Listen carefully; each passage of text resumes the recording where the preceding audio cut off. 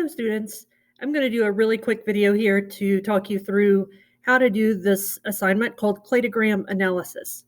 So the first thing that you're going to do is take a look up here at the top. You're going to read this section, just 3 little paragraphs there.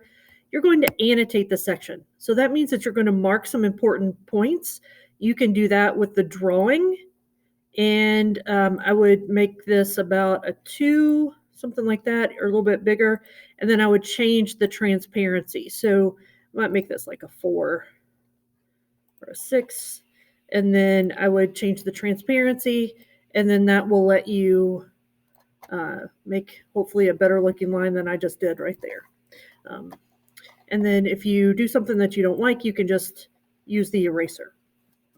Okay, so you're going to use that to highlight a little bit, or if you don't want to highlight, you can use the drawing and just use the regular transparency. So that's all the way up to the top, maybe a smaller line, and then you can underline that way or do various other things, just as a reminder of how to use Kimi there.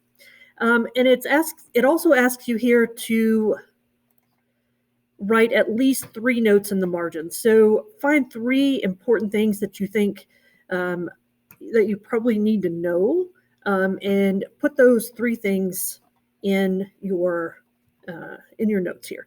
And you can use the text box. You can make this font pretty small, maybe down to 10.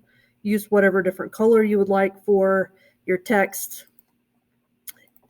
and you should be able to get 3 notes in there. Now, the next thing that you do after you read is that you're going to fill out what's called a character matrix. So this is a matrix that looks at characteristics of different animals of various kinds. And so you're going to look at, is this true or is it not true? So it's either a yes or it's a no. So does a worm have cells? Yes. Does it have legs? No.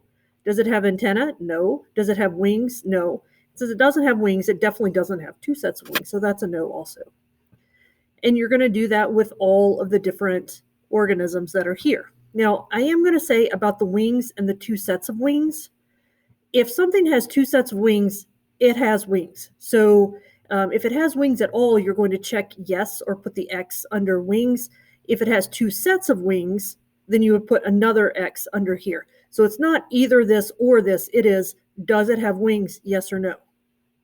Okay, and then move on. Does it have 2 sets of wings? Yes or no? Okay. Once you have done that, then you're going to move down to the bottom of this page, and you're going to create a cladogram based off your matrix. If you look at this cladogram that I have set up for you, you will notice that it doesn't quite look like the top of the notes that we took in class, but it does look like the cladograms that we used at the bottom. This is a little bit simpler cladogram than what we looked at the top. So this is what we're going to use. I think it's just a little bit clearer and a little bit easier for you guys to work with. So we're gonna use this type. And most of this activity, or actually I think all of this activity, uses this simpler form of a cladogram. So all of these boxes are text boxes. And as long as you're on the select tool up here, you can just click on those. You can click on those and you can move them around. You've got to have those little arrows there. So everything you need is here, and you're just going to move it. So you're going to move those text boxes with the characteristics to the correct dot. And so these dots show the common ancestors. So you're going to put the characteristic here by the ancestor. Okay, so that means that this common ancestor had cells, and that would be true that everything after this ancestor had cells. Okay, whatever you decide to put at this dot, everything else after the dot has it, but something before it doesn't. So I'm going to tell you that the worm, the only thing that it has is cells. If you look up here at the matrix, everything else up here is blank. So since everything else up here is blank, the worm does not have any characteristic that you're going to put in here. So that means that the worm takes off right there. Okay, So here are the rest of your characteristics. You will just move those and put them beside the dot or beside the common ancestor that had that characteristic. Okay?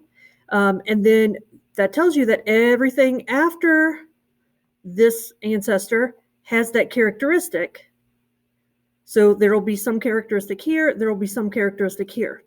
This organism, it would be true that it has this characteristic, but it would be not true that it has this characteristic. So it does, whatever you put here isn't going to have this characteristic. So it's a little bit of logic that you'll be working through here.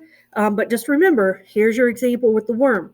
The worm has cells, but it doesn't have anything else. So none of the rest of these is true for the worm. It doesn't have legs, it doesn't have antenna, it doesn't have wings, and it sure doesn't have two sets of wings.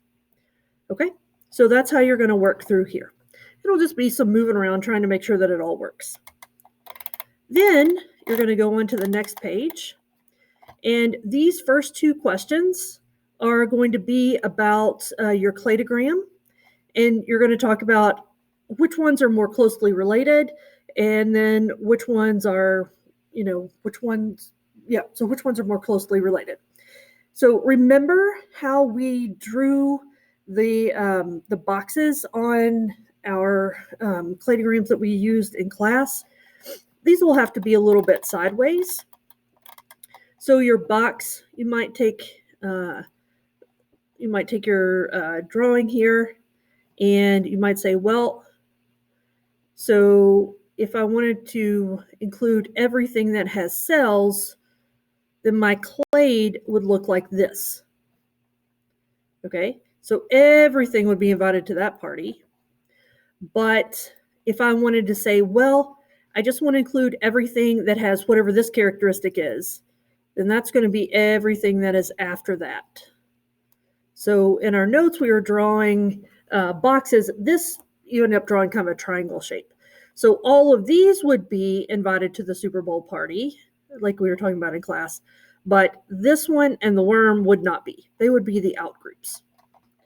So that's just a reminder of what we were talking about in class and how it might look on here. So a lot of times those clades are helpful to you in figuring out what's more closely related and such as that.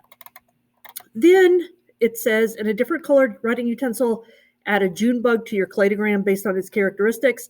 June bugs are kind of weird looking, might be a little scary looking to some people, but just look up what a June bug looks like, figure out where you think it would fit based on the characteristics. Do you need to add any other characteristics? What do you need to do? And so just use your drawing tool over here, pick something other than the black, and put in your June bug.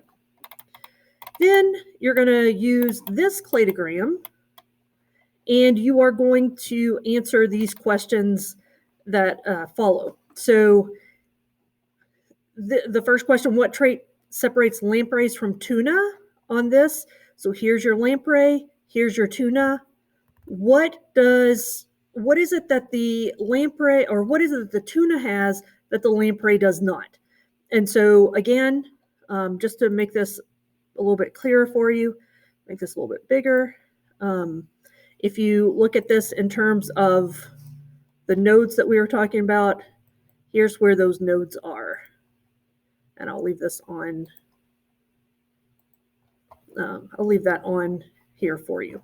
So there are your nodes, okay? Or they are your common ancestors that had that particular characteristic.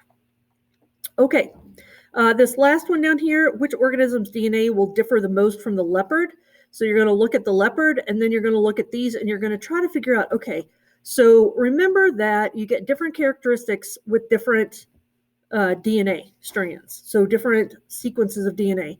So basically, what is the most different from the leopard? Is that the one that's going to have the most different DNA? Maybe, maybe not. You guys decide based on what you think about that. And then you'll see that it says stop here. We're not going to stop there forever, but that's all you're going to do on your own. All right. See you in class when you are back in person, or for VLA when we meet online.